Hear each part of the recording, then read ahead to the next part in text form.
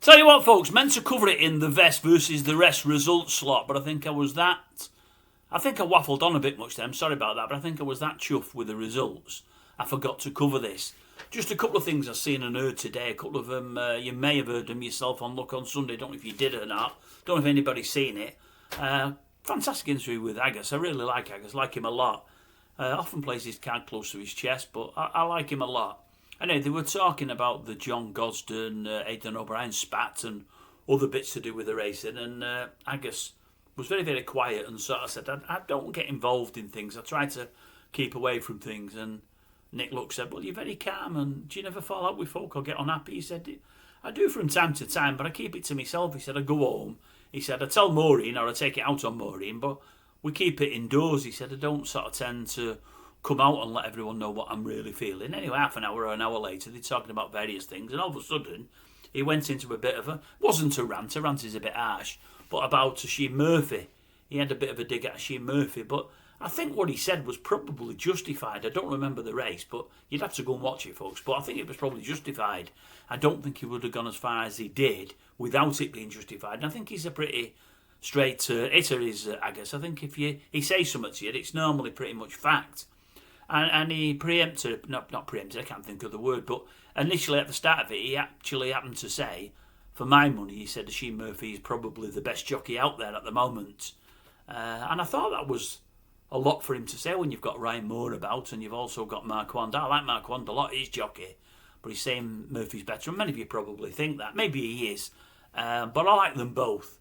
He said he's probably the best jockey. He said, but this happened, he said, a while ago. He said, now don't just blame Sheen. He said, it's the rules. He said, he's allowed to get away with it. He said, maybe that'll mean now Sheen won't talk to me the next time he sees me. Because he said he's not close to Murphy. He said they happened to have lunch, I think he said, in Hong Kong in about January this year. Or Australia, it might have been Australia. It was far-flung part of the world. They must have been down there with the racing. He said, I don't know him well, but we had lunch and it was a really pleasant experience. He was a nice fella.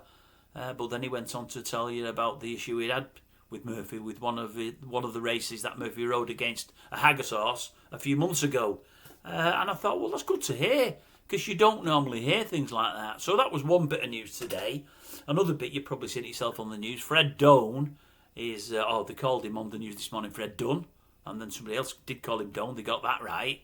He's talking, if there is this big tax hike that is expected from the government, he's going to close all his shops down.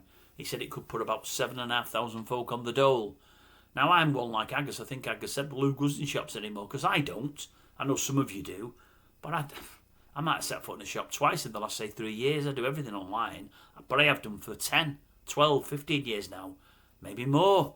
I used to go to the shops regularly, but it's that long since, honestly. To be honest with you, since the FOBT's come in, I fell out with shops. I mean, they are the problem with gambling. If they taxed them properly since they came in and started doing it now, they wouldn't have to worry about horse racing, but they've gotten away with blue pig in murder, and it's ruined shops for me, that. So I stopped going in them about the time they come in, so it's a long, long time ago. That was 2 stories. There was another, see Gordon Elliott yesterday. I noticed Mickey D had a horse at Phil Door, somewhere in that there America. Was it called? I think it was called Far Hills, I think it was.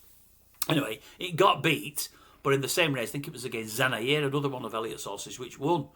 But Elliott sent horses, I think there was only 6 races on the card, and he sent horses for 5 of the 6 races. He won every single race. Every single race. That's some doing. Although you've got to, and I don't think they were his stable stars, but you've got to say, the quality of the racing there for that kind of racing, jumps racing, I don't think is that good, to say the least.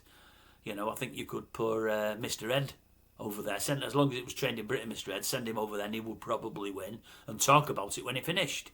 They look poor. I mean, Zanair won the American, I think they call it the Grand National. They weren't even good hurdle fences, never mind fences. They were just like brush hurdles, but bad ones. I mean, I used to be an hurdler in my time. I used to do the old, the 100 metres hurdles. I could have jumped them with ease, absolutely easy. So an horse, I'd have no problem. Wasn't the best racing in the world, but I think somebody said it's worth $250,000. So he's won a few bars of the old gold over in America, as Gordon yesterday. He's placed his horses well and come back with 5 out of 5. Not bad if you can get it. Not bad at all. But if you get a chance, go on YouTube and have a look at that Haggas about Sheen Murphy. I thought it was good. I think you'll like it.